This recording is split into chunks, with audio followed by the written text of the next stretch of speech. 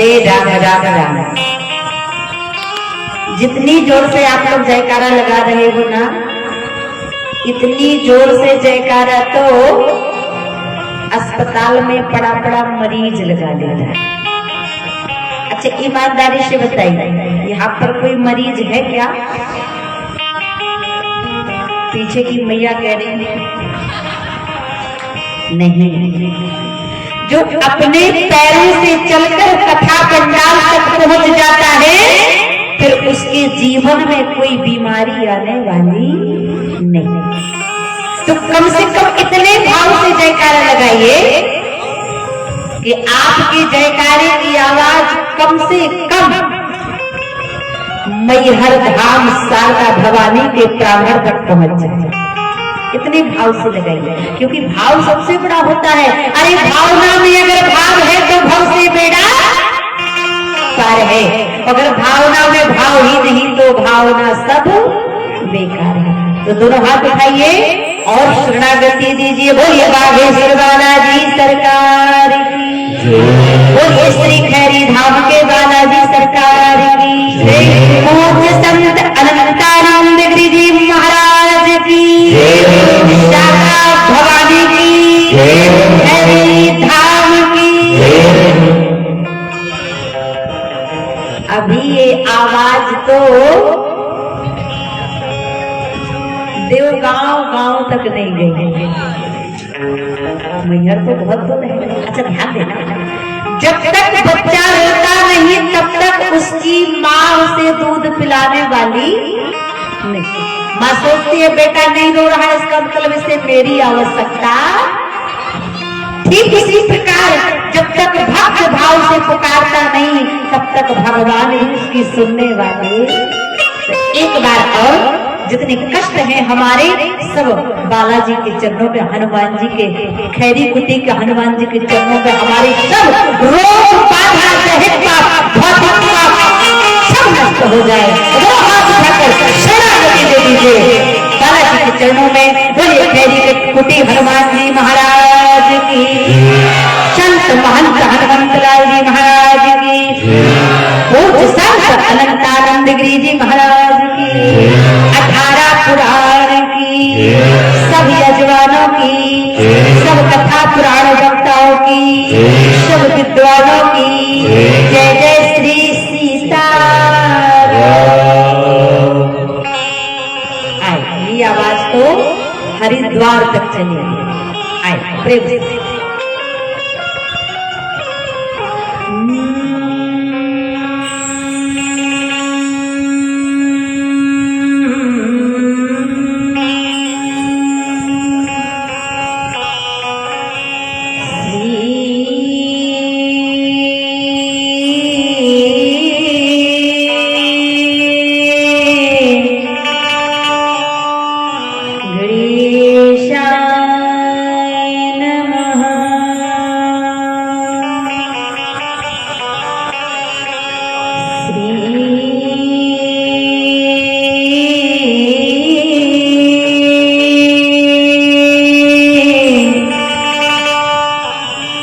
सरस्वती देवे नमः।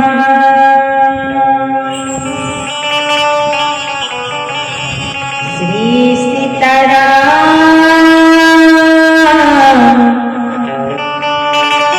चरण कमलेभ्यो नमः। राम कथा के रस की तुम भक्ति रास मत धीरो। आयुष्वासन लीजियो तेज पुंज कपिवीर।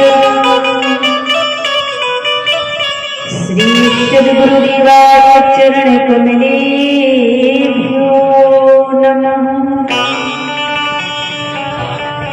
बोलिए श्री हनुमान जी महाराज की। जैसे व्यासपीठ की परंपरा होती है, जब हम भगवान की कथा सुनने के लिए जाते हैं तो भगवान की कथा सुनने के पूर्व अपने मन को, अपने स्तन को, अपनी वाणी को पवित्र करते हैं। ये वाणी पवित्र कब होगी? जब हम अपने दोनों हाथ उठाकर ताली बजाएंगे और इस मुख से भगवान का नाम लें। इसलिए आए 2 बार सभी लोग सीताराम सीताराम गाएं। इसके बाद जैसे हनुमान जी की इच्छा। और ध्यान देना, भगवान की कथा में हमेशा ताली बजाना चाहिए। क्यों? हर चीज का महत्व हर जगह अलग अलग होता कि नहीं होता? शहर कितना सुंदर बना हो, लेकिन यत्र तत्र सर्वत्र जगह से गंदे पानी का नाला बह रहा हो तो शहर की शोभा नहीं होती। तो शहर की शोभा होती है नाली से। 56 प्रकार का भोजन बना हो, अगर थाली ना हो तो भोजन की शोभा होती है थाली से। सभा लगी हो और भगवान का कीर्तन चल रहा हो और आप लोग ताली ना बजाओ तो संकीर्तन की शोभा, तो संकीर्तन की शोभा बनती है ताली से। बाग की शोभा बनती है माली से और ससुराल की शोभा बनती है। अब मुझे बताना नहीं पड़ेगा, सभी लोग समझदार हैं। इसलिए आए अपनी अपनी जहां पर जिसकी जो आवश्यकता है उसको निभाएं, दोनों हाथ उठाएं और भाव से सभी लोग सीताराम सीताराम गाएं। इसके बाद जैसे भगवान की सभी कहें, ओ पापी मन कर लो भजन, करे भजन तो हो जा मगन, बाद में प्राण पछताएगा, पिंजरे से पंछी निकल जाएगा, जब पिंजरे से पंछी निकल जाएगा। ओ पापी मन करे भजन तो हो जा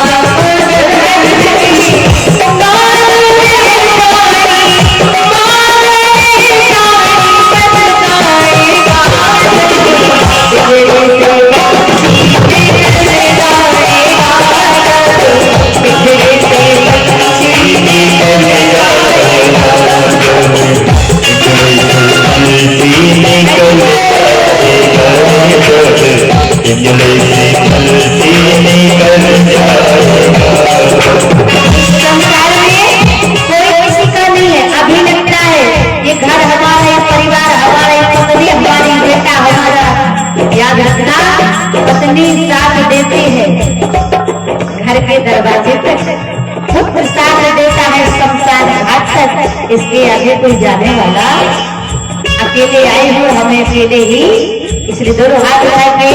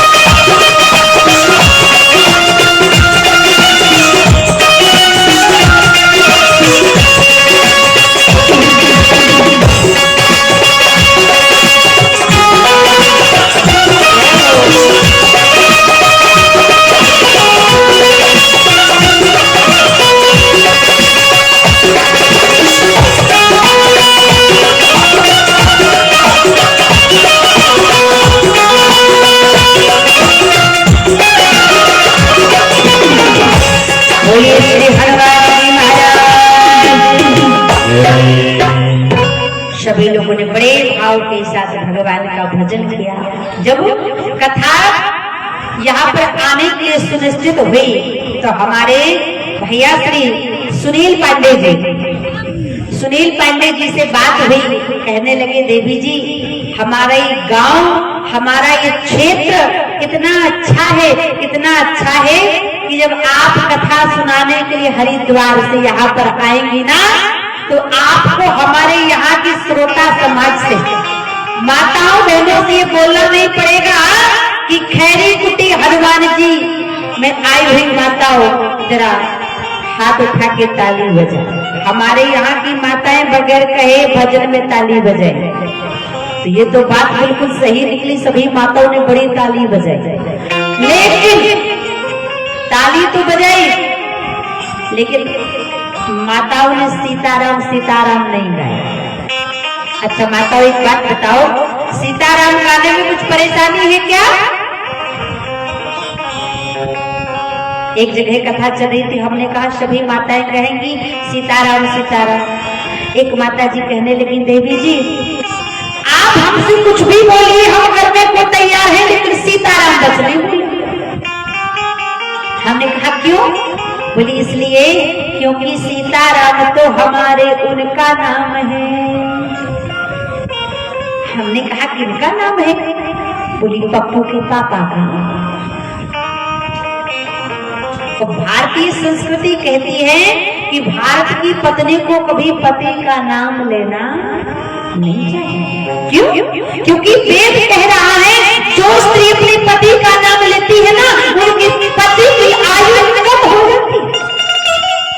जो स्त्री अपने विवाह के पश्चात अपने केस को कतर करा देती है, बालों को कटवा देती है, उनके पति की भी आयु धीरे धीरे।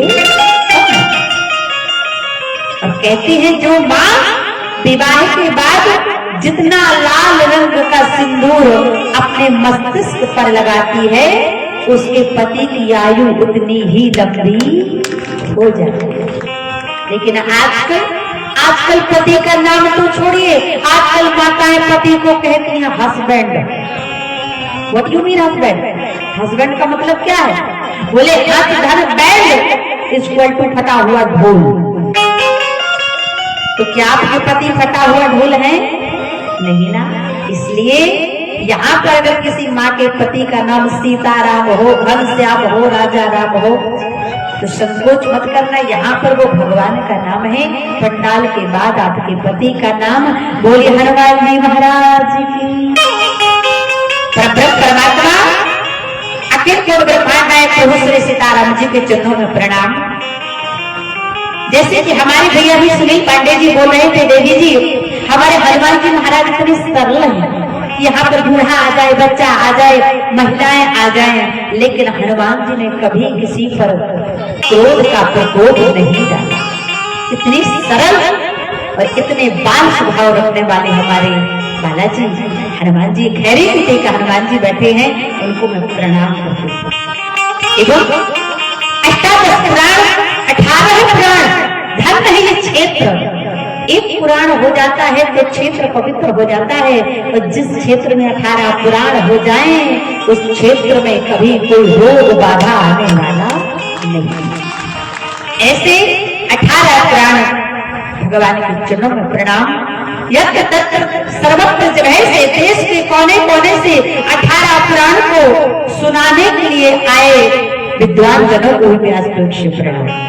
एवं जिनके नेतृत्व में, जिनके संरक्षण में, जिनकी सुंदर दृष्टि से ये कार्यक्रम संपन्न हो रहा, ऐसे हनुमान जी की कृपा पात्र संत बड़े सरल, जिनके चेहरे को देखकर लगता है कि करोड़ों सूर ले जाता है, जिनके चेहरे पर इतना तेज है।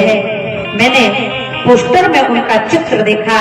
ऐसे परम संत जिनकी कृपा से, बगैर संत की कृपा से कोई भी धर्म का कार्य संभव नहीं है।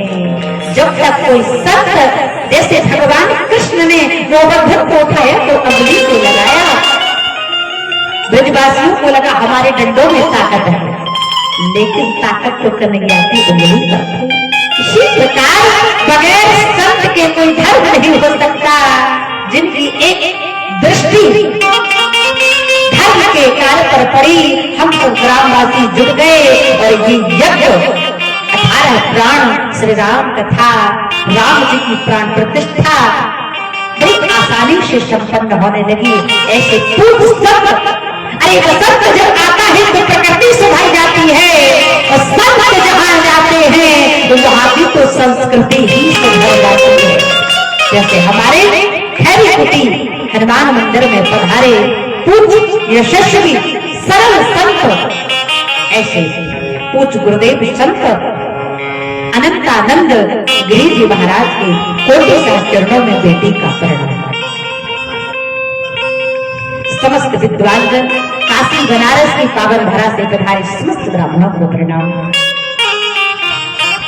आज कथा का माध्यम बनने वाले भैया श्री सुनील पांडे जी, और मैंने तो देखा है सोशल मीडिया के माध्यम से, जीवन में बहुत कथाएं की, लेकिन इतना सुंदर आमंत्रण मैंने पहली बार सुना।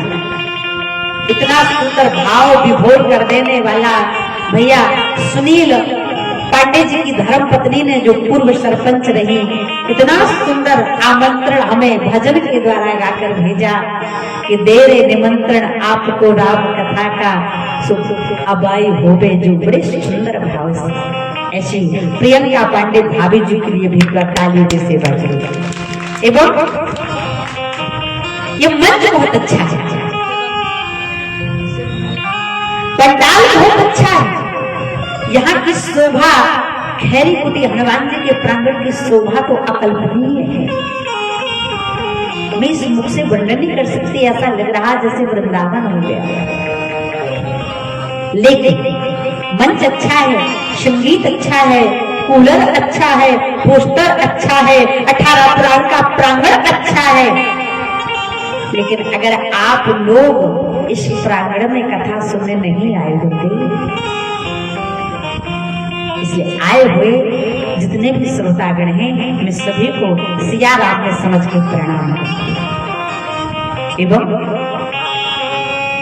आज जब हम लोग वंदे भारत ट्रेन से आए, खजुराहो स्टेशन पहुंचे, हमें लेने के लिए भैया पंडित श्री शिवम अवस्थी जी गए। और शिवम अवस्थी जी ने तो ऐसी कार चलाई, ऐसी कार चलाई, खजुराहो रेलवे स्टेशन से खैरी तक लाए तो हमें ऐसा लग रहा था कि हम एरोप्लेन में यात्रा कर रहे हैं। इतनी फास्ट कार चलाई कि उड़ा कर लेकर आए। तो एरोप्लेन का आनंद स्विफ्ट गाड़ी में दिलाने के लिए भैया सिन्हा अवस्थी जी को भी बहुत बहुत आभार, बहुत बहुत। एवं चाचा जी भी गए हुए थे, उनको भी व्यासपीठ से सादर जय श्री राम।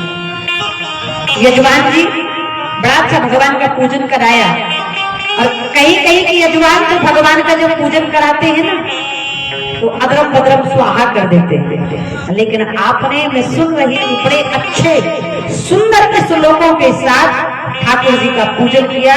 आज ठाकुर जी भी सोच रहे होंगे कि बड़ा अच्छा जजमान आया, बड़े शुद्ध श्लोक सुना कर गया। ऐसे जजमान जी को बहुत बहुत आशीर्वाद। और मंच का संचालन कर रहे थे भैया सुनील पांडे जी, क्योंकि मंच का संचालन करना भी बहुत बड़ा काम होता है। एक भैया भी कथा चल रही थी झारखंड में, एक भैया संचालन कर रहे थे। आप सभी क्षेत्रवासी कथा सुनने के लिए जल्दी जल्दी आइए, क्योंकि कुछ ही देर बाद मधु जी का क्रियाक्रम होने वाला है। हमने कहा क्रियाक्रम मत कराइए, कार्यक्रम होने वाला है। बोलो हनुमान जी महाराज की। इसलिए आए अब बड़े भाव के साथ। सिया राम ने सब जग जाने करहु प्रणाम। अब कथा को आरंभ करते हैं, हनुमान जी के चरणों को प्रणाम करते हुए कथा की ओर चलें, क्योंकि आज है प्रथम दिवस। अब प्रथम दिवस की कथा कैसे निकल जाती है पता है आपको? प्रथम दिवस की कथा ठीक उसी प्रकार से कट कट के निकल जाती है। जैसे एक बार क्या हुआ, एक मास्टर साहब थे और उन्होंने नया नया पैजामा सिलाया। समझिएगा, पहले की कथा, पहले दिन की कथा कैसे निकल जाती है। एक मास्टर साहब थे और उन्होंने नया नया पैजामा सिलाया, और जब पैजामा सिलाया तो पैजामा 6 इंच बड़ा हो गया। पत्नी के पास गए, कहने लगे श्रीमती जी हमारा पैजामा 6 इंच बड़ा हो गया, काट देना। पत्नी ने बोला समय मिलेगा तो काटूंगी।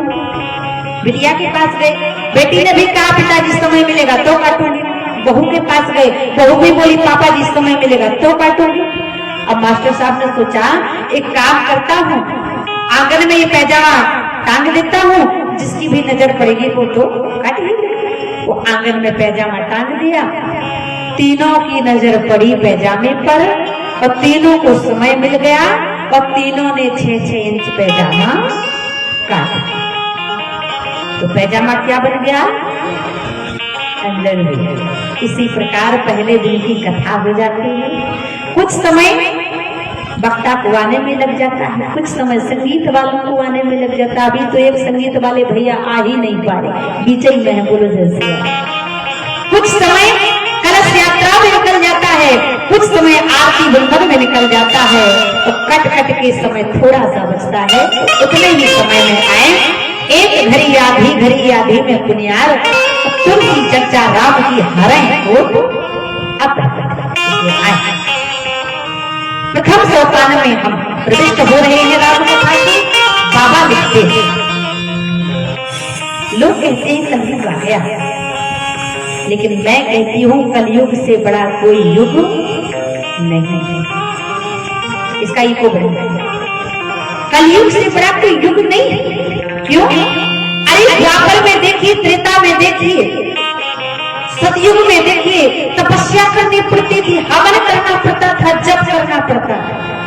लेकिन कलयुग में कुछ नहीं करना है। बाबा कहते हैं कलयुग केवल नाम आधार। और देखिए त्रेता में, द्वापर में, सतयुग में अगर किसी श्रोता के मन में भाव आता था कि मुझे राम कथा सुनना है, तो उन्हें भी अपने पैरों से चलकर वक्ता के पास जाना पड़ता था। लेकिन कलयुग में कितना सरल है, अगर श्रोताओं को राम कथा सुननी है तो श्रोता को कहीं जाने की आवश्यकता। कितना सरल है, 10 अंकों का मोबाइल नंबर डायल किया और वक्ता हरिद्वार से खैरी कुटी पहुंच गया। ज्यादा सुविधा दी गई, फोन पे चला दिया गया, वक्ता की बुकिंग करना है तो 20-25 हजार एडवांस करते हैं। अच्छा देखो, त्रेता में एक भगवान के हृदय में भाव आया कि मुझे राम कथा सुनना है, तो उन भगवान को भी पैदल कथा सुनने वक्ता के पास जाना है। और वो भगवान कौन है? बाबा तुलसीदास जी लिखते हैं, एक बार जोग माही, एक बार जोग माही, एक बार योग माही, एक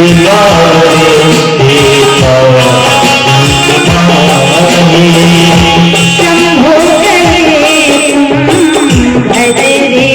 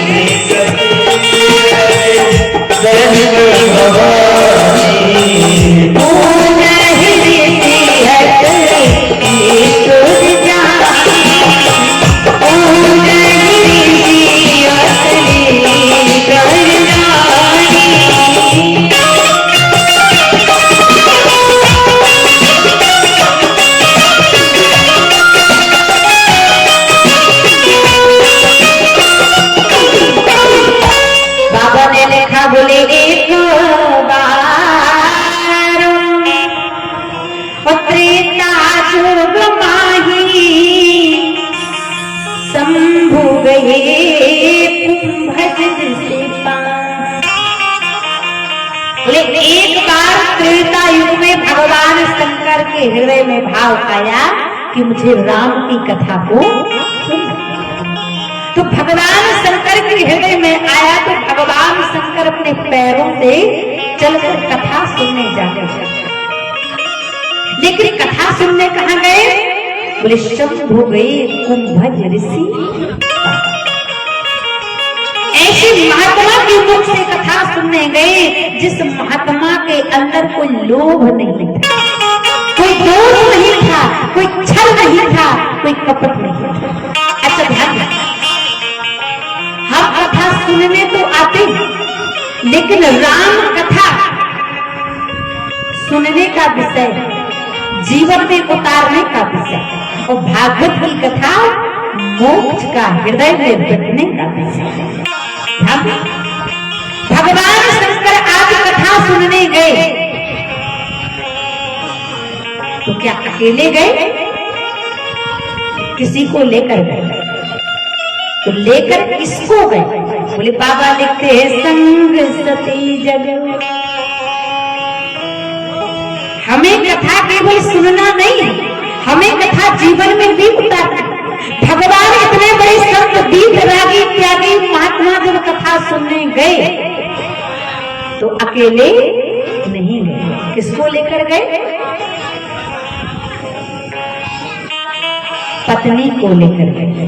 अच्छा ईमानदारी से बताइए, आप लोग भी कथा सुनने के लिए आए हैं, कितने लोग हैं जो अपनी अपनी पत्नियों को लेकर आए हैं? जरा हाथ उठाकर बताइए। बहुत से।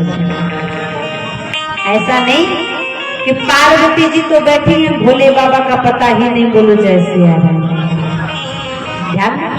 अगर आपका विवाह हो गया है तो आप जब कथा सुनने जाओ तो पत्नी को लेकर जाओ, और अगर विवाह नहीं हुआ तो छोटे छोटे बच्चों को ले जाओ, अपने मित्रों को ले जाओ, सखियों को ले जाओ, पड़ोसियों को ले जाओ, माता पिता को ले जाओ, लेकिन कभी अकेले कथा में नहीं जाना। दूसरी बात, 3 जगह हमें कभी खाली हाथ भी जाना नहीं चाहिए। कहां कहां? बोले पहला, जिस घर में आपने अपनी बेटी का विवाह कर दिया हो और उस बिटिया से मिलने के लिए आप उसके ससुराली जाओ तो वहां पर भी कभी खाली हाथ जाना, ज्यादा नहीं तो 1 दर्जन केले ही ले लेना, लेकिन खाली हाथ कभी मत जाना। बेटी के ससुराल खाली हाथ जाने से दोष लगता है। दूसरा, जिस गुरु से आपने गुरु दीक्षा ली हो, जिस गुरु ने आपको मंत्र देकर पवित्र किया हो, उस गुरु के पास गुरु पूर्णिमा के अवसर पर मिलने के लिए जाओ तो उस गुरु के स्थान पर भी कभी खाली हाथ जाना नहीं तो दोष लगता है। तीसरा,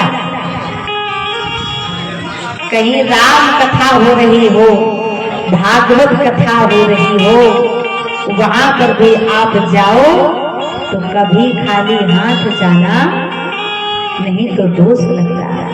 जरूरी नहीं, मैं ये नहीं कहती कि आप दक्षिणा लेकर जाओ, आपके पास दक्षिणा नहीं है, फल ले जाओ, फल भी नहीं, फूल ले जाओ, अगर फूल भी नहीं तो एक तुलसी का पत्ता ही ले जाना, ठाकुर जी को चढ़ा देना, ठाकुर जी आपकी हर मनोकामना पूर्ण करेंगे। लेकिन खाली हाथ जाओगे तो फिर कुछ साथ में लाने वाले, जैसे कहती है 3 चीजें बड़ी खतरनाक होती है। 3 चीजों के बारे में आप कितनी भी जानकारी निकालोगे, लेकिन वो 3 चीजें कैसी निकलेंगी ये कोई बता। पहला, नारियल। दूसरा, दामाद। कितनी भी खोज कर लो बाद में पता चले, बोलो जैसे है। तीसरा, बहू। ऐसे आज भगवान शंकर अपनी पत्नी को लेकर गए। आज तो पहला दिन है, कोई बात नहीं, कल से अगर आप कथा श्रवण करने के लिए आओ तो पत्नी को, बच्चों को, पड़ोसियों को, सखियों को, मित्रों को, माता पिता को लेकर, क्योंकि जब भगवान शंकर पत्नी को लेकर गए तो हम कथा को सुनेंगे बस नहीं, अपने जीवन में भी उतारेंगे। तो ध्यान दें, आज भगवान कथा, शंकर जी कथा सुनने गए तो किसके यहाँ गए? हमें कथा भी किससे सुनना चाहिए? बोले जिसके मन में कोई पाप ना हो, जिसका मन निर्मल हो, ऐसे वक्ता के मुख से हमें कथा सुनना चाहिए।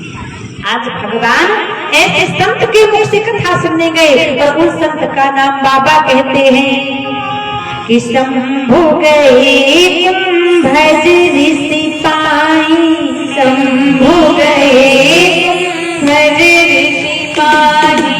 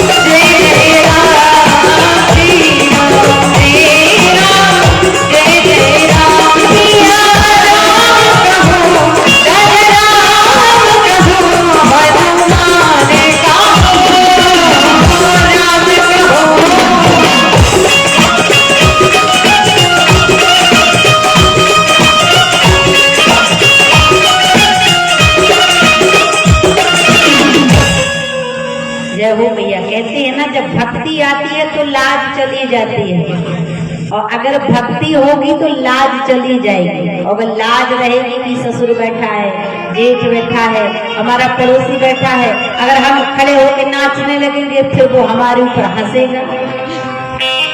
ये भक्ति, अच्छा ध्यान रखना, संत क्या है, संत की परिभाषा क्या है? और अगर कलयुग में आपको पता करना है कि सच्चा संत कौन है तो देख लेना, जिस महात्मा को क्रोध न आता हो, जो महात्मा सदा मुस्कुराता हो, दीनों और दुखियों में अपना हमेशा सद्भाव दिखाता हो, समझ लेना वही सच्चा महात्मा।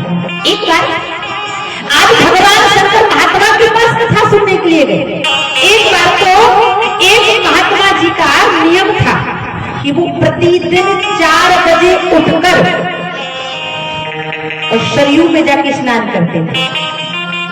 और कहते हैं कि जहां महात्मा का आश्रम था, कुटिया थी ना, कुछ ही समय पश्चात उसी सड़क पर एक वेश्या का वेश्यालय भी पड़ता था। अब महात्मा का 4 बजे उठकर सरयू में स्नान करने का नियम था और वेश्या का पूरी रात नाच कर 4 बजे सोने का नियम। महात्मा के उठने का समय होता, वेश्या के सोने का समय होता। अब जब वेश्या के सोने का समय आता तो महात्मा अपनी खड़क उठाते, श्री राम जय जय राम कहती, सरयू को जाते स्नान। अब वेश्या का डिस्टर्ब होता तो वेश्या ने कहा, इस महात्मा को तो मजा चखाना पड़ेगा, ये मेरी निद्रा को भंग करता है। अब जैसे महात्मा जी कड़कड़ाती ठंड में स्नान करके सरयू से आए, वेश्या गई, अपने चूल्हा की राख जितनी थी उठाकर लाई और छत के ऊपर से महात्मा के सिर पर डाल। अब महात्मा ने देखा कि इसने तो राख डाल दी। अब महात्मा ने ऊपर देखा, मुस्कुराए और फिर से गए और सरयू में स्नान करके वापस आए। और जब वापस आए तो फिर वेश्या ने चूल्हा की राख उठाई, महात्मा जी के सिर पर डाल। महात्मा जी फिर मुस्कुराए। ऐसा करते करते करते वेश्या की चूल्हा की राख सारी समाप्त हो गई। वेश्या का अभिमान चूर चूर हो गया। अंतिम क्षण में महात्मा के चरणों में गिर गई। बाबा, आपने इतनी कड़कड़ाती ठंड में कई बार स्नान किया, मैंने कई बार आपके सर पर राख डाली, आपको क्रोध नहीं आया? महात्मा जी मुस्कुराए, कहने लगे बिटिया, अरे मुझे तो पहले एक ही बार स्नान करना था, लेकिन तेरे कारण आज मुझे सरयू में अनंत बार स्नान का पुण्य प्राप्त हो गया। हे देवी तू धन्य है, हे बेटी तू धन्य है। तो सच्चा महात्मा वही है जो बुराई में भी अच्छाई ढूंढता है। ऐसे संत के पास भगवान स्वयं शंकर चलकर कथा सुनने जाते। कुंभज ऋषि के दो नाम, एक अगस्त और दूसरा कुंभज। तो कुंभज नाम क्यों पड़ा? बोले उनका जन्म मिट्टी के घड़े से हुआ था और मिट्टी के घड़े को संस्कृत में कुंभज कहते हैं, इसलिए नाम पड़ा कुंभज। और दूसरा नाम पड़ा अगस्त। अगस्त क्यों पड़ा? एक बार समुद्र को अभिमान हो गया कि संसार में मुझसे बड़ा कोई नहीं।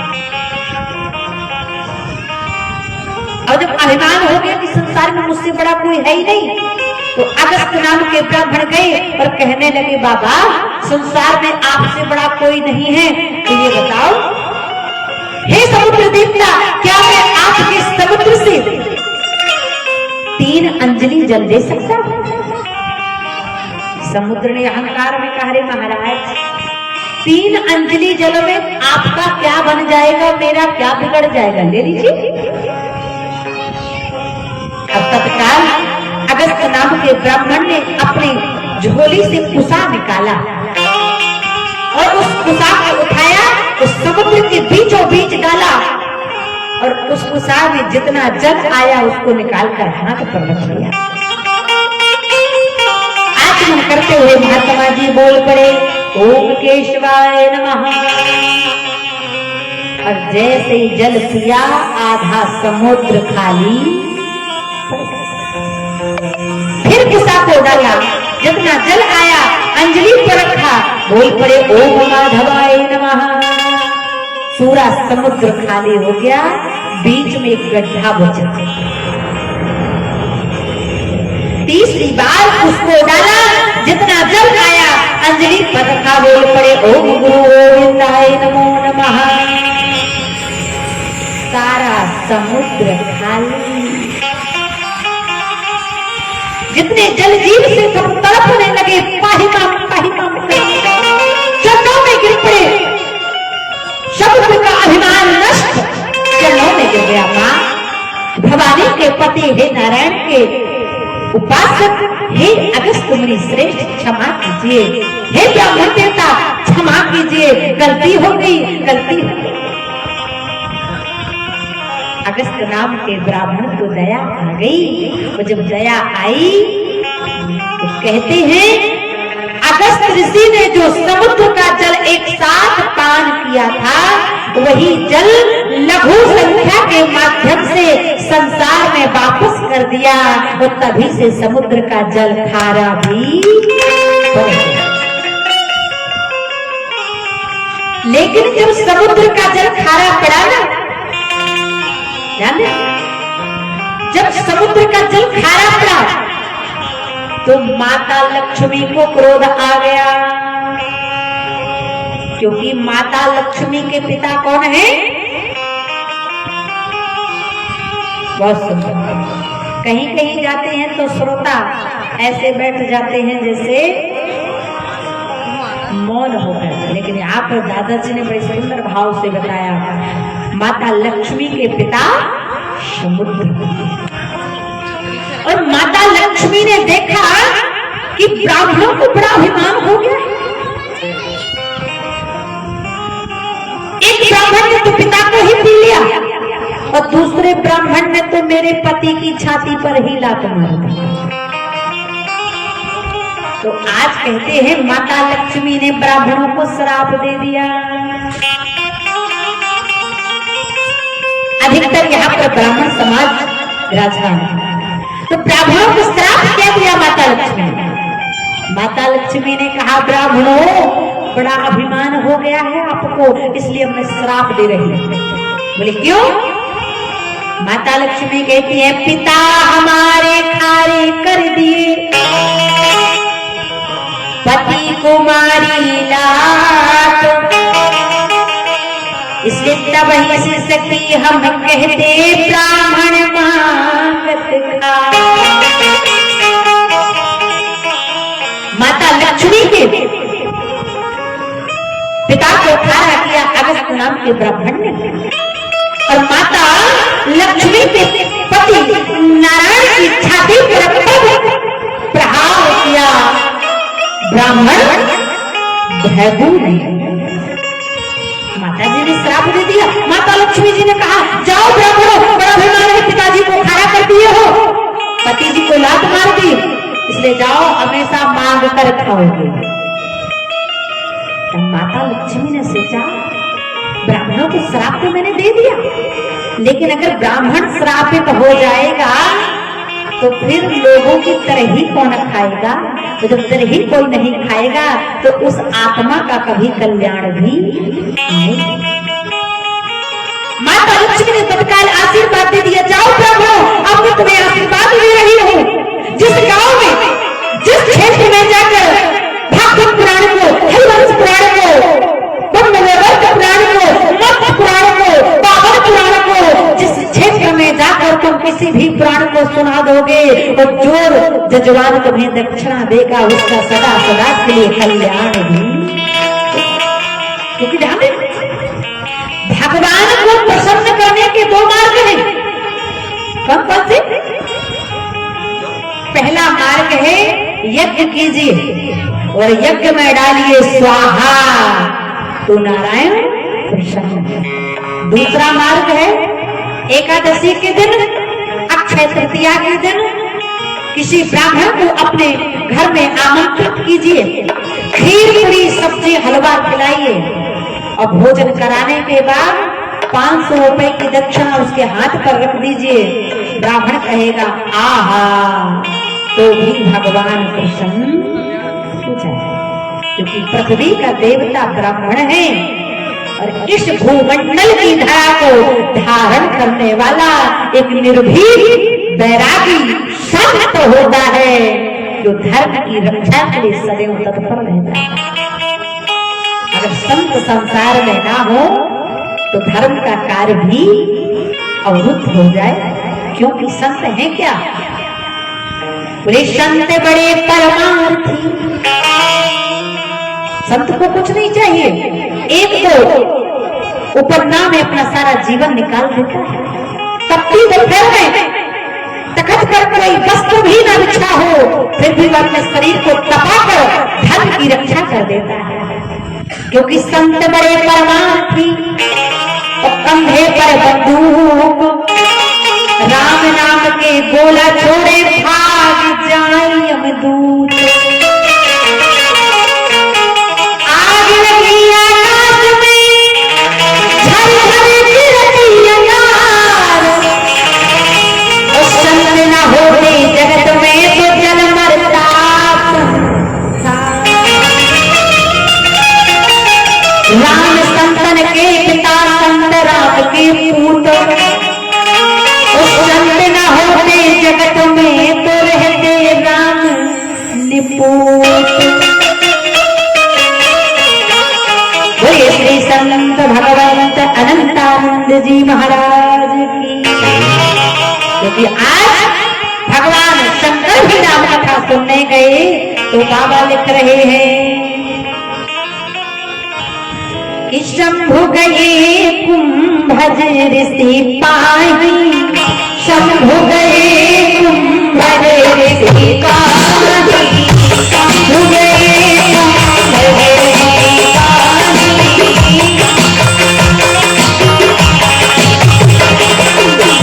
राम कथा सुनी गरज बखानी, राम कथा सुनी गरज बखानी, सुनिए महेश, सुनिए महेश परम भगवान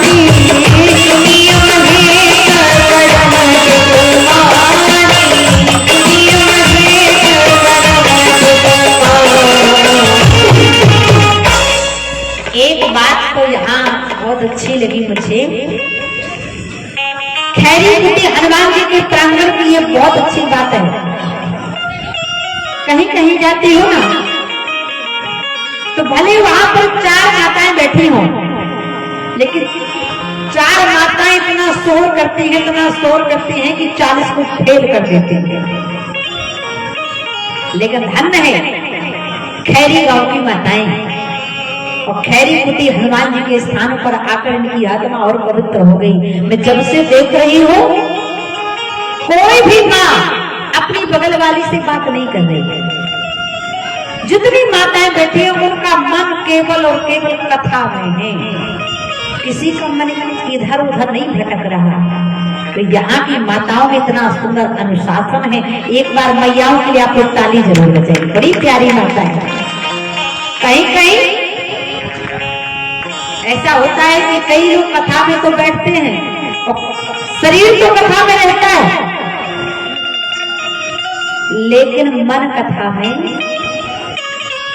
शरीर तो पंडाल में बैठा रहता है लेकिन मन गंज जाकर के चाट और फुल्की खाने लगता है। एक बार तो एक जगह कथा चल रही थी, 6 दिन तक कथा चली। एक माता जी बड़ी प्रसन्न होकर आए भैया कथा सुने, लेकिन 7वें दिन वो माता बड़ी दुखी। मैंने कहा माता जी आज आपका चेहरा मुरझाया हुआ है, आप दुखी लग रही हो, क्या कारण है? आज कोई परेशानी हो गई? 6 दिन तो आप बहुत अच्छी प्रसन्नता से कथा सुनती थी, आज बड़ी दुखी लग रही हो। आज कुछ भूल गई क्या? आज आपने घर का गेट नहीं लगाया? माता जी कहने लगी देवी जी मैंने गेट तो लगा दिया। मैंने कहा गेट लगा दिया तो क्या दिक्कत है, उसमें ताला नहीं लगाया क्या? बोले ताला भी लगा दिया। मैंने कहा तो चाबी लाना भूल गई क्या? कहने लगी मैं चाबी भी लेकर आई हूँ। मैंने कहा जब दरवाजा भी लगाया, ताला भी लगाया, चाबी भी आप लेकर आई हो तो फिर दुखी क्यों हो? माता जी कहने लगी क्या बताऊं देवी जी, आज मैंने ताला तो लगाया, दरवाजा लगाया, ताला लगाया, चाबी भी लेकर आ गई, लेकिन आज मैं उस ताले को हिलाना भूल गई। तो दिमाग कहाँ है? कहाँ है दिमाग? ताले में ठीक से लगा कि नहीं रही। ऐसा मत करो। यहाँ पंडाल में आओ तो घर की चिंता भगवान पर छोड़ दो और यही कहो हमें चिंता नहीं, हमें चिंता अपनी नहीं, उन्हें चिंता हमारी है। वो हमारे रक्षक तो केवल सुदर्शन चक्रधारी। ध्यान देना, संसार में 2 प्रकार की महफिलें होती हैं।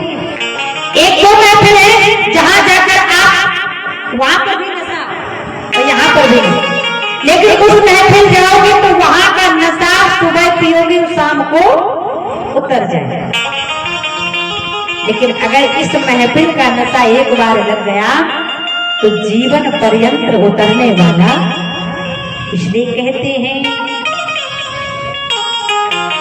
लाखों में है फिल जहां में यूं तो। अच्छा जरा दोनों हाथ उठा के ताली बजाइएगा, अगर ताली नहीं बजाई ना तो बगल वाले की कसम है। बगल वाला खुद कहेगा ताली बजाओ कसम रखो। चलिए आए प्रेम से कि लाखों में है फिल जहां में यूं तो, तेरी महफिल सी महफिल नहीं है।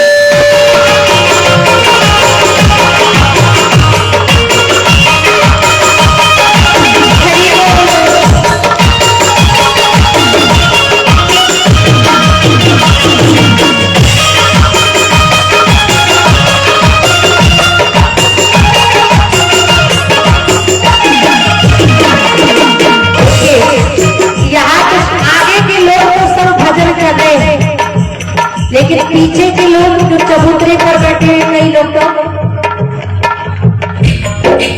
भगवान की कथा में कभी सोना नहीं चाहिए। जो सोया जो खोया, तो जो जागा सो उठाई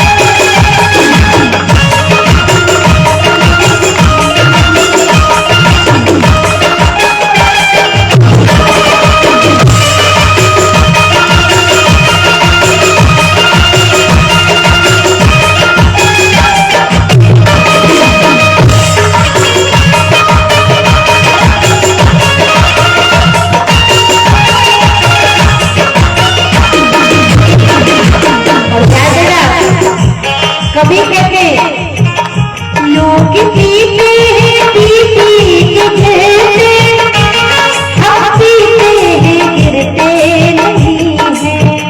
लोग पीते हैं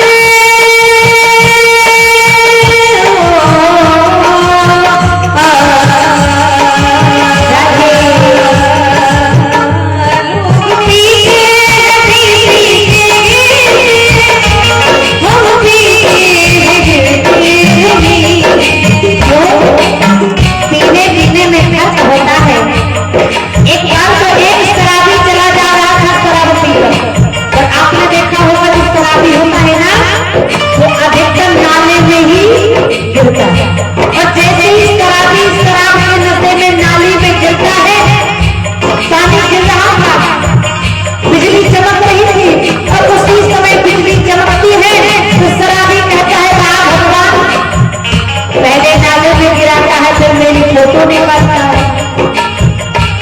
कहते लोग पीते हैं पीते के गिरते, हम पीते हैं गिरते नहीं हैं। लोग पीते हैं पीते के गिरते, हम पीते हैं गिरते नहीं हैं। क्यों? हमने दिया है, क्या किया है हमने? 2 पैसे लेकर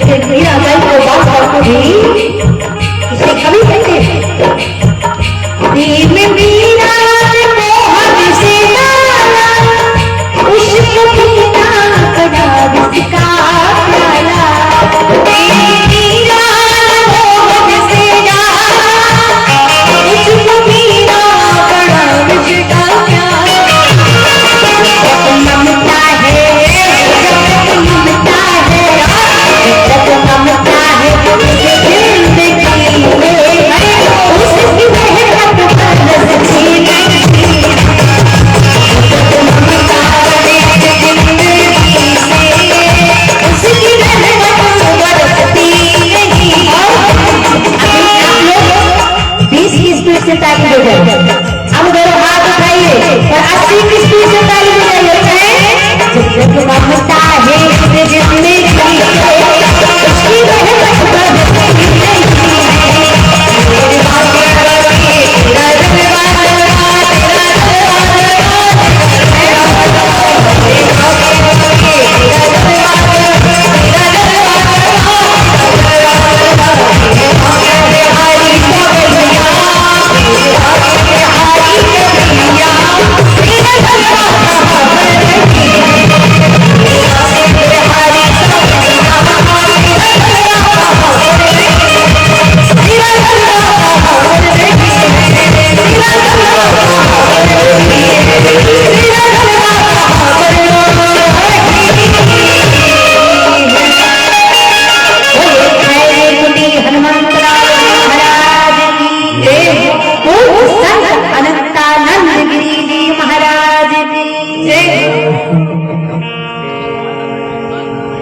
मैंने बहुत जगह देखा है तो यज्ञ के अधिष्ठाता महंत संत होते हैं, बड़ी उनकी गद्दी लगी होती है, चारों तरफ मखमल का बिस्तर बिछा होता है, लेकिन धन है आज मैं देख रही हूँ पूज्य अनंतानंद जी महाराज का बड़ा सरल संत के हृदय में भाव होना चाहिए, जो संत का स्वभाव होना चाहिए। दो उपन्नों में तख्ता पर कुछ बिछा भी नहीं, वैसे ही महाराज श्री जी का विश्राम है। ऐसे संतों को कोटि सा नमन है व्यास बंधन से। बोलिए श्री हनुमान जी महाराज की। आज शंभु गए कुंभज सिपाही। अब भगवान शंकर सती जी को लेकर पहुंचे कथा सुनने के लिए। अब भगवान ने कहा हे महाराज अगस्त, अब मैं आपसे राम कथा सुनने आया हूँ, अब मुझे कथा सुनाई। और जैसे ही भगवान शंकर कथा सुनने गए, अच्छा ध्यान दें, भगवान की कथा सदैव बैठकर सुनना चाहिए। और किसी नेता का भाषण हो रहा हो तो खड़े होकर सुनना चाहिए, ना जाने कब लाठी चार्ज। और भगवान की कथा में कभी लाठी चार्ज होता। भगवान शंकर इतने बड़े त्यागी, इतने बड़े महात्मा आज जमीन पर बैठ गए। और शंकर भगवान जमीन पर बैठे, सती जी जमीन पर बैठी और महाराज कुंभज अगस्त ऊंचे सिंहासन पर बैठे। क्यों? वक्ता का आसन ऊंचा क्यों बनाया जाता है? क्योंकि वक्ता पिलाने वाला होता है, वो श्रोता पीने वाला। और अगर दोनों का आसन समान कर दिया जाएगा तो किसी को कुछ प्राप्त नहीं। भगवान शंकर जमीन पर बैठे और देखिए जो जमीन पर बैठा है तो वो जमींदार, और हम तो बैठे हैं चौकी पर, तो हम हैं चौकीदार। बोलो जैसे भगवान जमीन पर बैठे, कुंभज ऋषि ने कथा सुनाना प्रारंभ कर दिया, लेकिन भगवान का मन और तन दोनों कथा में लग गया। लेकिन सती जी का तन तो बैठा है, लेकिन मन कथा में सोचने लगी, अरे ये कैसा करता है, इसने अभी अभी मेरे पति श्रोता रूपी पति के चरणों को धोकर किया, मेरे पति को तिलक बंधन किया, और यही वक्ता बनकर आसन पर बैठकर मुझे राम कथा सुना। इससे अच्छा तो मैंने भगवान शंकर के मुख से सुन ली है। मैं ऐसे श्रोता के जो वक्ता बनकर बैठा है उसके मुख से कथा नहीं सुनूंगी। और सती जी यज्ञ करते सर्वत्र देखने लगी, पंडाल कितना अच्छा बना है, जहाँ पर 18 प्राण हो रही है वो प्रांगण कितना सुंदर लग रहा है, हनुमान जी का मंदिर कितना अच्छा है, राम जी की जो प्राण प्रतिष्ठा हो रही है वो मंदिर कितना अच्छा है, ये नीम का पेड़ कितना अच्छा है, यज्ञ मंडप कितना अच्छा है। लेकिन सती जी का मन कथा में नहीं। और कहते हैं तन हो या ना हो, मन का होना बड़ा आवश्यक होता है।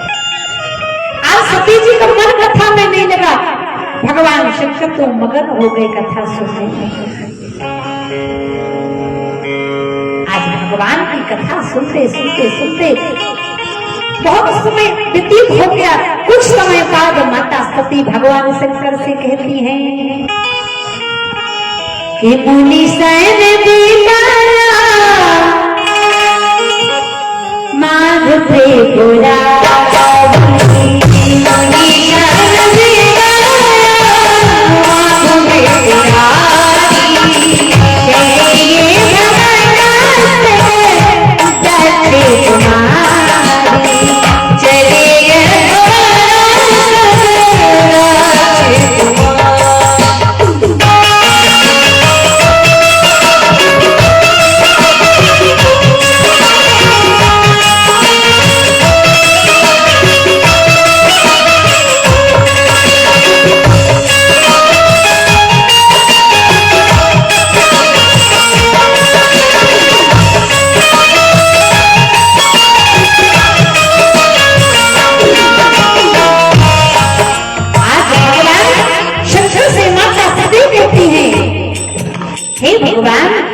बहुत कथा सुन ली, अब एक काम कीजिए, अब आप चलिए।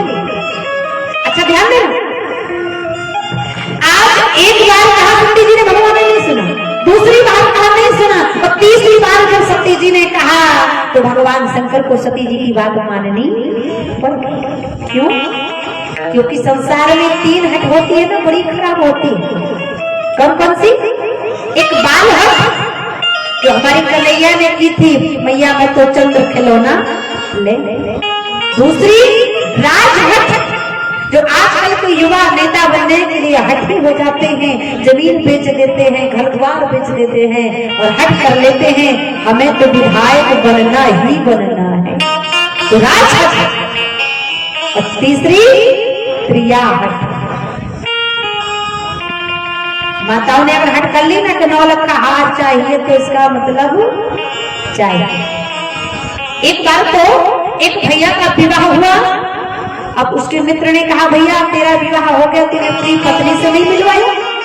अब जिसका विवाह हो गया था वो रोने लगा फूट फूट कर, कहने लगा भैया मत कर, जब से मेरा विवाह हुआ है ना तब से मैंने अपनी पत्नी के 3 रूप देख लिए। बोले 3 रूप? बोले कैसे?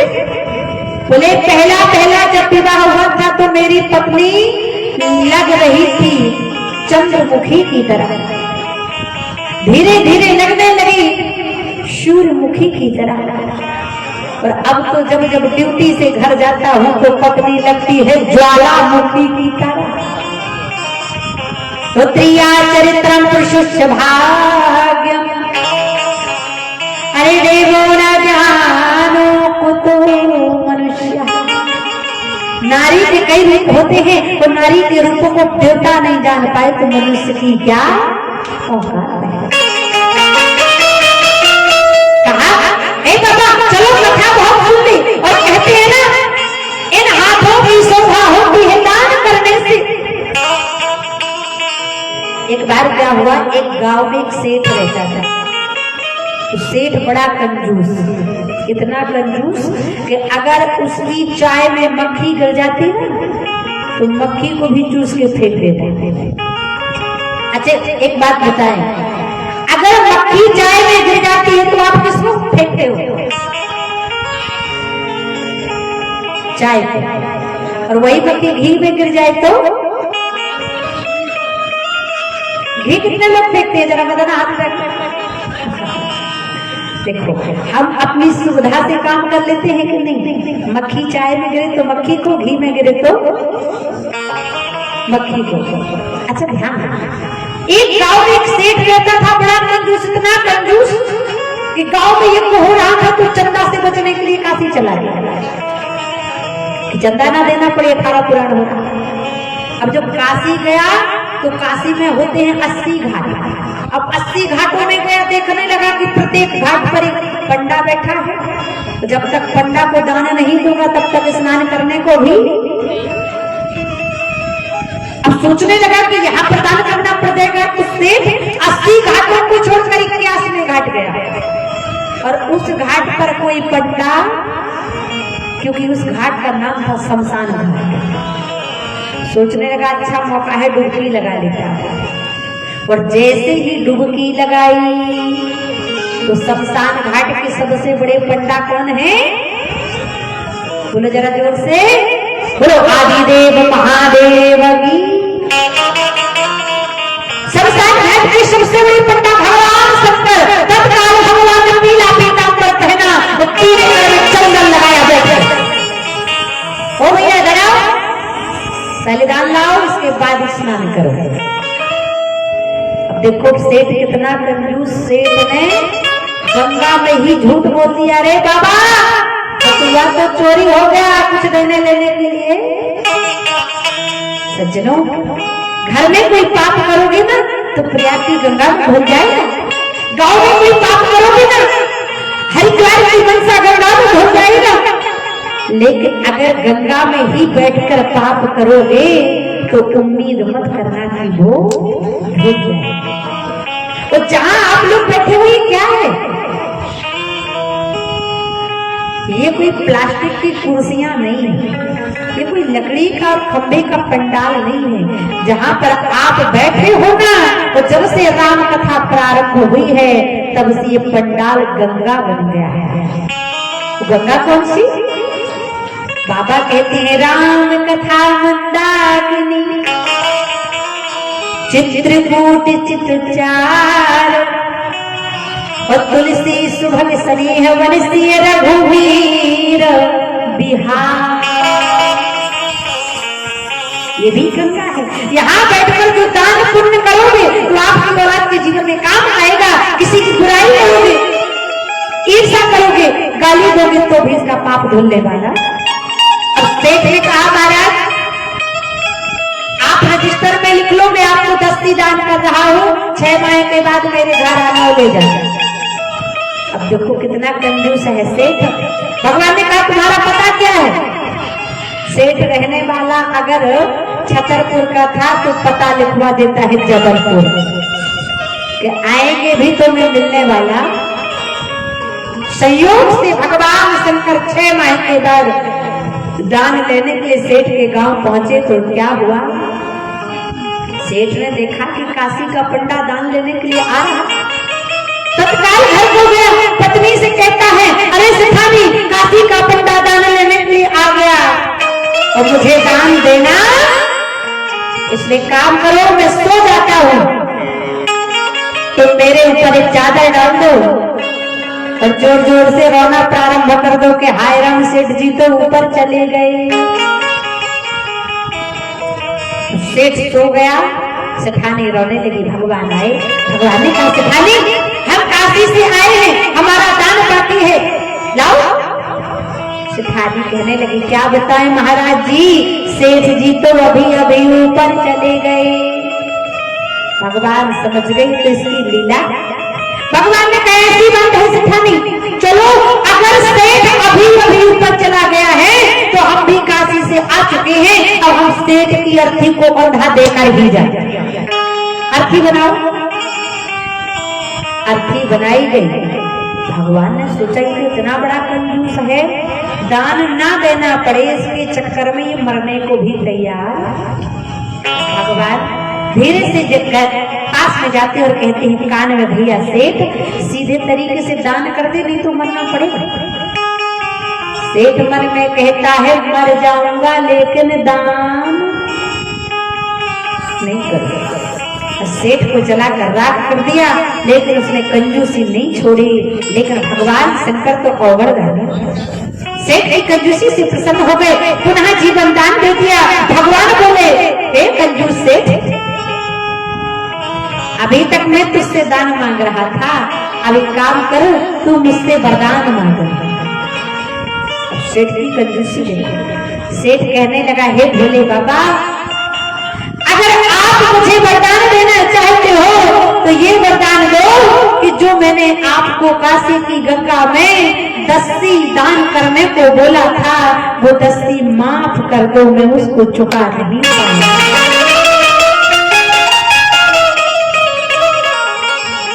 तो ऐसा मत करना सज्जनों कि चमड़ी चली जाए लेकिन दमड़ी क्या धरा है, इस धरा में सब यही धरा रह जाएगा।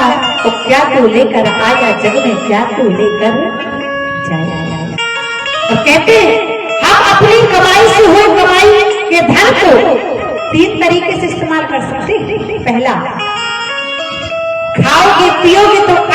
लगेगा, दान करोगे तो औलाद के जीवन में संग संग चलेगा।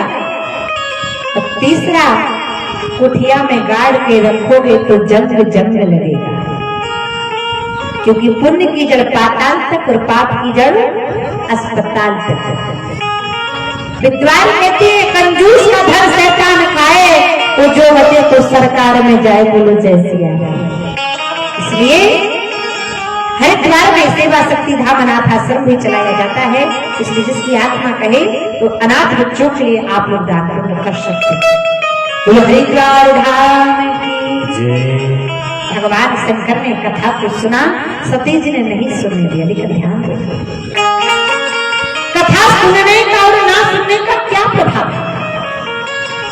जब सती जी कथा सुनने के लिए आ रही थी, बाबा गोस्वामी तुलसीदास जी ने कितनी उपमाएं लिखी। कथा सुनने कौन जा रहा? संग सती जग जननी भवानी, पूज है ऋषि अखिलेश्वर जानी। अरे जगत की माता आदि शक्ति महान शक्ति देवी अब्बा अब्बाली की कथा सुनने जा रहे हैं। तो जब कथा नहीं सुनी तो लास्ट में सारी उपमाएं छीन ली, तो लिख दिया चले ये भवन संग दक्ष कुमारी। अरे ये तो अभिमानी दक्ष की बेटी दक्ष कुमारी कथा नहीं सुनकर जा रही। और आज भगवान शंकर को बड़ा कष्ट हो गया। अरे मेरी पत्नी ने मुझे भगवान की कथा नहीं सुनने दी, अब तो मेरा जीवन व्यर्थ हो गया। भगवान शंकर आज सती जी को लेकर जा रहे थे, तो रास्ते में भगवान ने लीला कर दी। और लीला कौन सी? बाबा लिखते हैं मानस में कि हे खग मृगे मधुकर श्रेणी, तुम देखिए सीता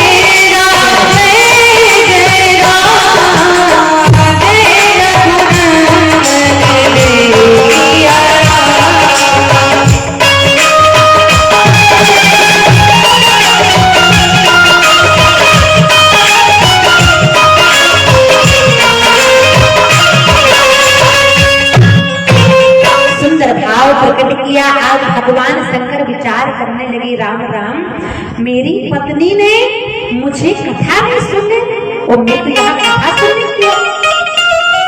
हृदय में बड़ा कष्ट हुआ। आज भगवान शंकर सोचने लगे, मैं कथा सुनने के लिए आया, लेकिन मेरी पत्नी ने कथा नहीं सुनने दी।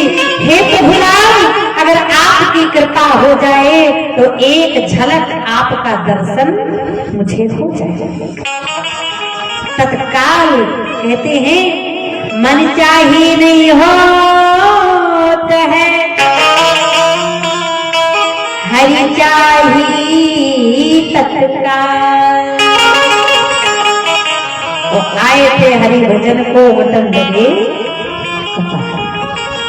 भगवान शंकर के हृदय में भाव आया, पत्नी ने कथा नहीं सुनने दी तो प्रभु आपका दर्शन हो जाए। और कहते हैं अरे नजर नजर से उस नजर को मत देखो जो नजर आपको नजरअंदाज करती है, वो नजर से उस नजर को देखो जो हजारों की भीड़ में आपका इंतजार करती है। ऐसी नजर भगवान, आज भगवान सोचने लगे भगवान मुझे दर्शन हो जाए। तत्काल भगवान श्री राम ने अपनी लीला का विस्तार कर दिया। लेकिन जो लीला होती है वो कभी असली होती, अच्छा ईमानदारी से बताइए, लीला असली होती है कि नकली? लीला इज नॉट ट्रू। लीला असली, आपने देखा होगा रामलीला चलती है, उसी रामलीला में कई पात्र होते हैं, तो एक पात्र कुंभकर्ण बन जाता है और वही पात्र कभी कभी रावण, वही पात्र कभी कभी विभीषण और वही पात्र कभी कभी शूर्पणखा। एक जगह रामलीला चल रही थी। अब जो रामलीला के महंत थे उन्होंने कहा जो माता सीता का अभिनय करने वाले हैं उनको जल्द से जल्द मंच पर पेश किया जाए। अब पीछे से आवाज आई, आवाज आती है कि महंत जी अभी रामलीला को कुछ देर के लिए बंद कर देना चाहिए। महंत जी ने कहा क्यों? बोले इसलिए क्योंकि जो सीता माता का पात्र है वो तो अभी सिगरेट पी रहा है। तो लीला असली होती, इसी प्रकार आज राम जी लीला कर रहे हैं। तो लीला कैसे कर रहे हैं? अरे भगवान ने इतनी सुंदर लीला की, इतनी प्यारी लीला की कि जिसने जिसने भगवान की लीला को देखा वज्र का हृदय भी राम जी की लीला को देखकर फट गया। माता जानकी के वियोग में प्रभु विलाप करते लताओं से, पत्रों से, भंवरों के समूहों से पूछ रहे, हे खग मृग, हे मधुकर श्रेणी, और तुम देखी सीता मृग ने, हे लताओं, पत्रों, भंवरों के समूह बताओ, क्या आपने जनक नंदिनी किशोरी को देखा? अरे इंसान की जो भाषा समझे उसे इंसान कहते हैं, जो सबकी भाषा समझे उसे भगवान राम कहते हैं। राम पूछ, उसी समय भगवान शंकर ने देखा और पांचों मुखों से प्रणाम कर लिया, जय सच्चिदानंद जगन्नाथ। अब सती जी ने प्रश्न खड़ा कर दिया, अरे प्रभु आप इनको क्यों प्रणाम करे हो? कौन है? शंकर भगवान ने कहा माया में मत पड़ना सती, राम ब्रह्म परमार्थ रूपा और आदिगति अलौकिक अनादि। भगवान ने कहा साक्षात परमात्मा राम है, लीला कर रही है, समझदारी से काम लेना, संदेह मत करना। सती जी ने कहा अगर भगवान होते नेत्र मूंद कर पता कर लेते नेत्र बंद करके पता कर देते हमारी पत्नी कहाँ, ऐसे पन में रोते पिलकते थे। भगवान बोले हे सती ये लीला चल रही है, भक्तों को आनंद देने के लिए प्रभु लीला कर रहे हैं। सती जी ने कहा ठीक है, अगर ये भगवान है तो ठीक, लेकिन आपने इनको मनोज नसावन क्यों कहा? क्योंकि मनोज नसावन का अर्थ है कामदेव को नष्ट करना।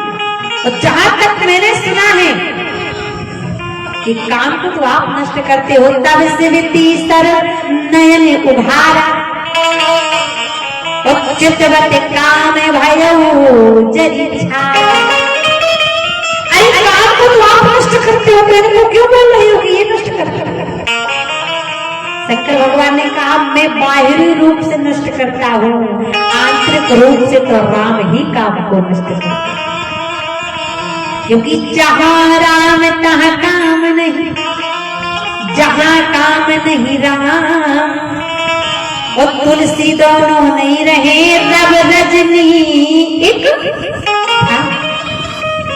सती जी बोली मैं नहीं मानने वाली, ये भगवान है। स्त्री के वियोग में रोने वाले को मैं भगवान नहीं मान सकती। और आपने प्रणाम क्यों किया? शंकर जगत बंद जगदीशा सुर नर मुनि सब नाम से मेरे पति को सारा संसार से झुकाता है, और मेरे पति ने 2 बालकों को प्रणाम किया। ये बात सती जी को हजम बहुत समझाया। भगवान ने कहा देवी अगर आप अपने पति पर संदेह करोगी तो कलयुग की प्रत्येक नारी पति पर संदेह करेगी। सती जी नहीं मानी, अंत में भगवान को सती जी से कहना पड़ा, हे सती अगर आपको अपने पति की वाणी पर विश्वास नहीं है तो जाइए। बोली क्या? कि जो तो मेरे मन अति संदेह हो, जो तो मेरे मन अति संदेह हो,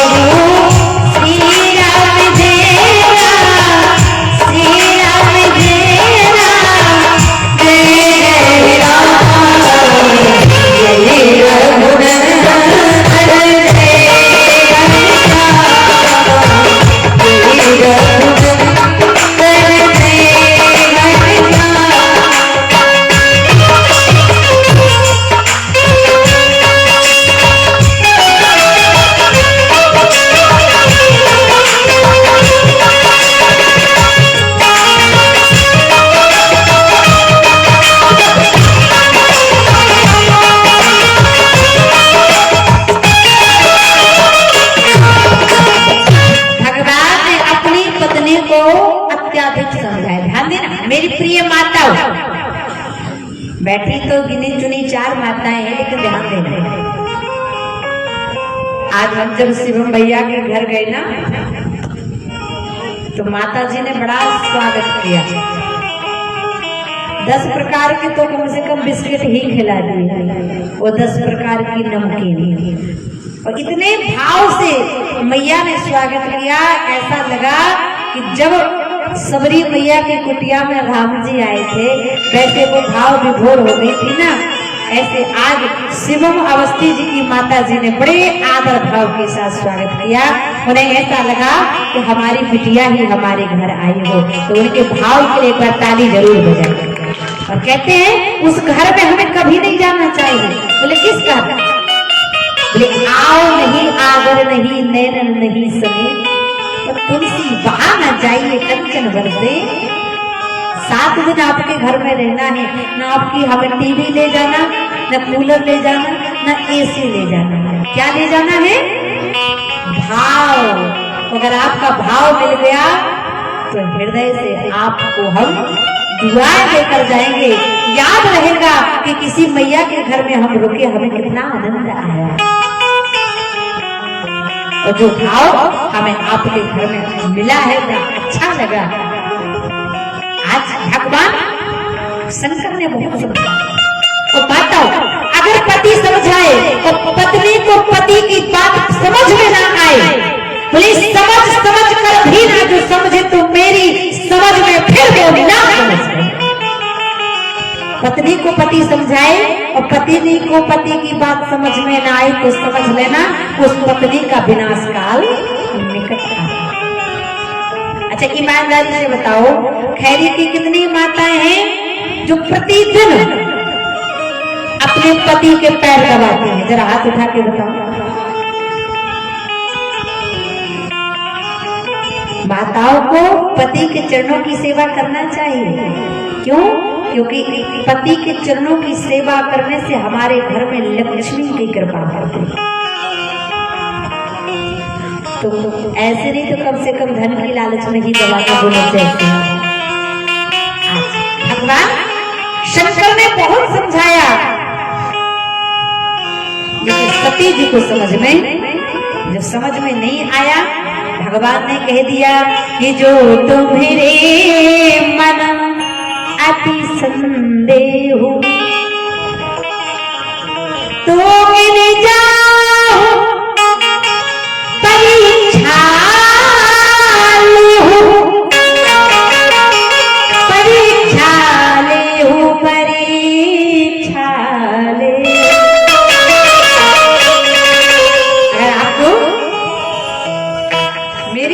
विश्वास नहीं है तो जाओ, जिनको मैंने प्रणाम किया है उनकी परीक्षा ले आओ। ध्यान देना, रामचरितमानस में 5 ऐसी नारियां हुई, जिन नारियों की 5 नारियों की राशि 1, और 5 नारियां भगवान को पाना चाहती हैं, और 5 नारियों के पाने का तरीका अलग है। पहला बोले, पहली रामचरितमानस की नारी जो राम जी को पाना चाहती थी वो है माता सती, और पाने का तरीका था परीक्षा। माता सती भगवान को पाना चाहती थी परीक्षा से, माता सीता पाना चाहती थी इच्छा से, माता सूर्यप्रभा पाना चाहती थी शिक्षा से, सूर्यप्रभा पाना चाहती थी समीक्षा से, और माता सबरी पाना चाहती थी प्रतीक्षा से।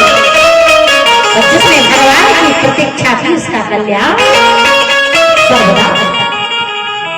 भगवान कभी परीक्षा वालों को नहीं मिलते, भगवान कभी इच्छा वालों को नहीं मिलते, शिक्षा वालों को नहीं मिलते, भगवान समीक्षा वालों को नहीं मिलते।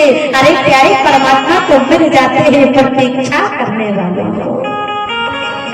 ताहि देव गति राम उरारा, सबरी के आसम पहुंचारा। भगवान ने बहुत अच्छा है, सती जी को नहीं आया समझे। भगवान ने कहा, सुनहु सती सब नारी स्वभाव, अरे संशय सिनाहर का, अस संशय मन भय अपारा, ओ होय ना हृदय प्रबोध प्रचारा। परीक्षा लेकर आइए, आओ सती जी तैयार। शंकर जी ने कह दिया परीक्षा लेने जाओ, लेकिन जाऊं तो कैसे जाऊं, करूंगी क्या? तो पुनि पुनि हृदय विचार कर धर सीता करो। अच्छा जीवन में हम नकल कितनी भी कर रहे हैं, लेकिन नकल कभी अकल की बराबरी। असली संत और नकली संत में फर्क होगा। असली जो होगा वो छिपटा, नकली छपटा। 3 एकड़ में चंदन, पीला भयंकर वस्त्र, लेकिन जो सच्चा संत होगा 2 उपन्नों में मिलेगा, साधारण मिलेगा, सरल मिलेगा, जिसकी वाणी से मधुरता उत्कंठता नजर आएगी, शब्द जनहित का कल्याण करने की भावना नजर आएगी, वो है सर्व सच्चा संत। साधु आज सती जी ने विचार किया, नकल कभी अकल की बराबरी नहीं कर सकती। आज सीता जी का रूप तो सती जी ने धारण कर लिया, लेकिन सीता जी का चरित्र धारण नहीं कर पाया। रूप बनाना बहुत सरल है कि नहीं है?